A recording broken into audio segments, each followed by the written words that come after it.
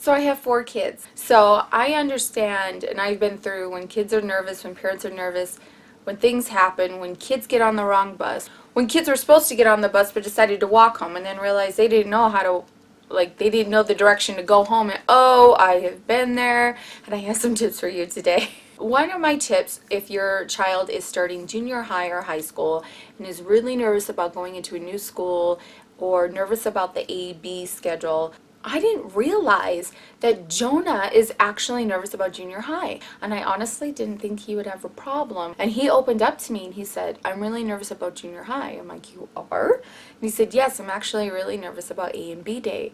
How do you do that? I'm really nervous. Like, what classes do you go to, So I told him that the following week we would go to the school. And we did, and we went through his schedule for A day and B day, how to read his schedule, how to use his locker, and we just followed it from room to room for each day for him to get familiar with the school, the route he should probably go in that could be quicker to get to the class, and he feels so much comfortable about this. It's like a weight has been lifted off his shoulders. I used my Purple Cow laminator, and I created Jonah's schedule, and I printed it out. I laminated it so it's nice and hard, but it's a good size to fit in his hand or his pocket. One side says A day, the other side says B day, and then these 2 cards have the same schedule pasted on A day and B day, and he can hang them in his locker. My next tip for you is to meet the teacher. Most schools have a back to school night where you can meet the teacher beforehand. Have your child meet your teacher and get comfortable with that face, like this is your teacher, so when you come into the classroom this is who you're going to see, and so that they can become familiar with them and have a face to a name when they start school.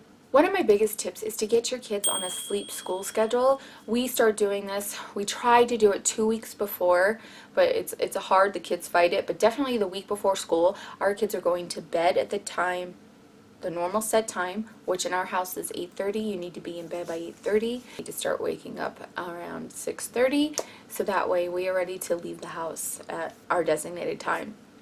And this is the biggest tip that I could give, because it is so hard for them to go and wake up that early, right when school is starting.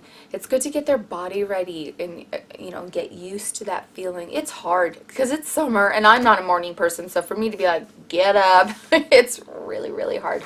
But I promise you that'll help a lot with your kids and getting into that routine before school starts. And then get into a routine with, what's your routine? Are the kids showering or bathing in the morning or at night?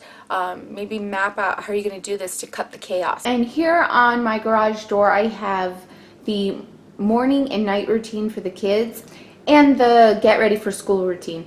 Now I did show a vlog on this method and these printables, and I'll leave a link down below, but basically it just goes over what they need to be doing to get ready in the morning, and then we flip it and it shows what they need to be doing in the evening to get ready for bed. Then there is the routine to get ready for school, and they just need to follow that and to help them get ready. Shaylee is loving these, so again, look for the link to the video on these down below. And kids aren't the only ones who need a routine. We as parents need a routine as well. What's our routine? Because I think that will help settle our nerves, so that way we don't pass that nervousness onto our children. Another tip I have for you is to have a designated area for all your school stuff. And I have shown this in the past videos last week, links are below. But where are the backpacks going? Where are your shoes going? Where's your homework going? Have a designated spot for those things to help keep you organized for the school year. Let the school and the teachers know if your child has any special needs, any special attention that they need, like medicine or any of that. Let your talk to each of your children's teachers and let them know that you might see this behavior, or this might happen, or he or she does better in this area. But you know your child. You know how they're going to react in certain situations. You're the only advocate for your child. So let the teachers know, like, please. But I love our teachers. Our teachers are awesome, and I'm not giving grief to teachers. But when the mother of the child says, you might not want to openly embarrass that child and discipline in front of their peers, you might want to listen, because it will make it worse. A really big tip is to help your child find their bus route. Explain to them when they get on and when they get off. Oh, Callie, I want to say 1st or 2nd grade. We showed her where her bus stop was in the neighborhood, And we're like, this is where you get on. But I always walked her to the bus stop. But we showed her where the bus stop was, and we said, this is where you get off. So when you see this stop, you get off. Mommy will be here. First day of school, I am waiting for Callie to get off the bus, and all the kids are coming off. And Callie didn't get off, and the bus kept driving. And I was like, where's my child? So I called the bus, and I called the school, and no one saw her. Some kids said that she wasn't even on the bus, and so I was like panicking. I get a phone call from a lady saying, I have your child. She was in the neighborhood, half a mile up the road. She was like, I'm going to walk home from school. She thought she knew the way just from us driving all the time, and she thought she could do it. So she decided to walk home from school. And luckily, the people that lived there were good, and they weren't like crazy people, pedophile, like, oh my gosh, like all the things that ran through my head. So I went and I picked her up, and we had a long conversation with her saying, no, you can't make that decision. You cannot walk home. If you like to walk home, we need to discuss it before school, and I could come and walk home with you. Oh, I like panicked. And then no joke, the next day, she did not come off the bus again. And I was like, no, this is not happening. Where's my child? Frantic again.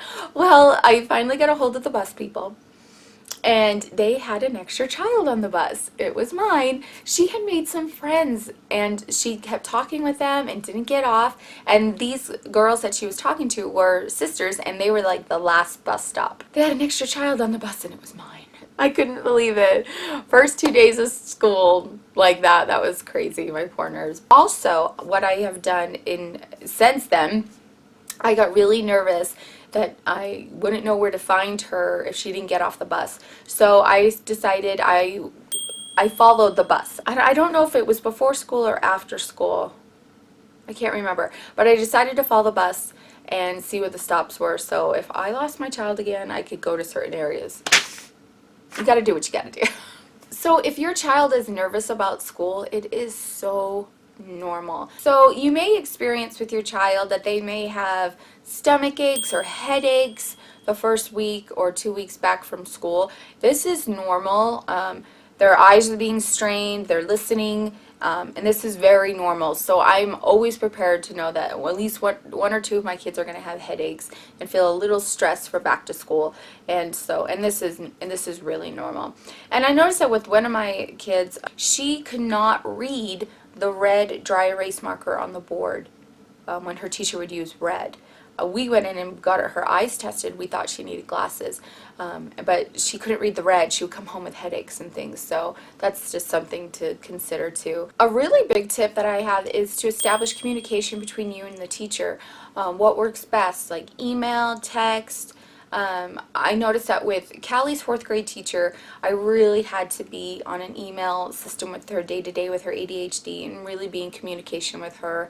And once we did that, things just started to go really well for Callie. Maybe create some traditions with your kids for school to help them get excited for back to school. The night before school, Derek gives our children Father's blessings. So it's basically a prayer for our child, but it helps them to know and give them blessings about school, that their minds may be sharp and open, that they will feel confident, that they may be able to have them, be alert and attentive and things like that. Our kids look forward to it, and we always do it the night before the first day of school. Derek is one for me to bless me to be able to handle the school year. Another tradition that we do is we have back to school breakfast. The morning of, I always serve blueberry muffins, pancakes, and they could be regular pancakes or they could be chocolate chip pancakes, but they're usually chocolate chip pancakes. And we usually have fruit and orange juice, and we just make it fun, and that has been a tradition for a very long time. Hey, leave any of your tips down below. It's so fun learning from one another. And if you're new here, hit that red subscribe button down below so you don't miss any of the fun. And good luck to all of you for back to school. Woohoo! We'll see you later. Bye.